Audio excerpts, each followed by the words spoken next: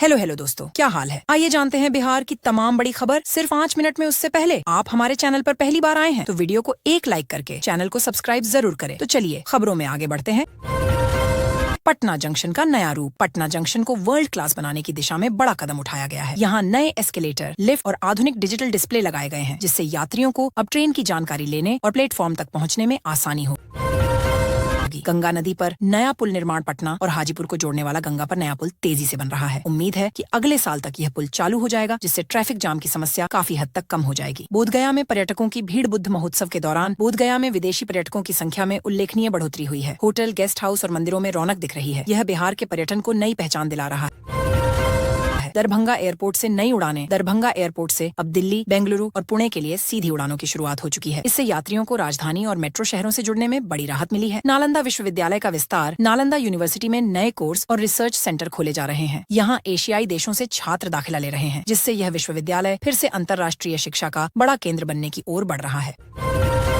Bihar board result तैयारी में। Bihar board 10वीं और 12वीं परीक्षा का रिजल्ट इस बार डिजिटल मार्कशीट के साथ जारी किया जाएगा। छात्र घर बैठे ऑनलाइन अपनी मार्कशीट डाउनलोड कर सकेंगे। भागलपुर सिल्क की डिमांड। भागलपुर का सिल्क लगातार विदेशों में लोकप्रिय हो रहा है। अमेरिका और यूरोप में भागलपुरी सिल्क की मांग बढ़ी है, जिससे स्थानीय बुनकरों की आय में इजाफा हो रहा है। चंपारण में ऑर्गेनिक खेती। पश्चिम चंपारण में किसानों को ऑर्गेनिक खेती के लिए ट्रेनिंग और सरकारी मदद मिल रही है। इससे खेती का खर्च कम होगा और पैदावार का दाम ज्यादा मिलेगा।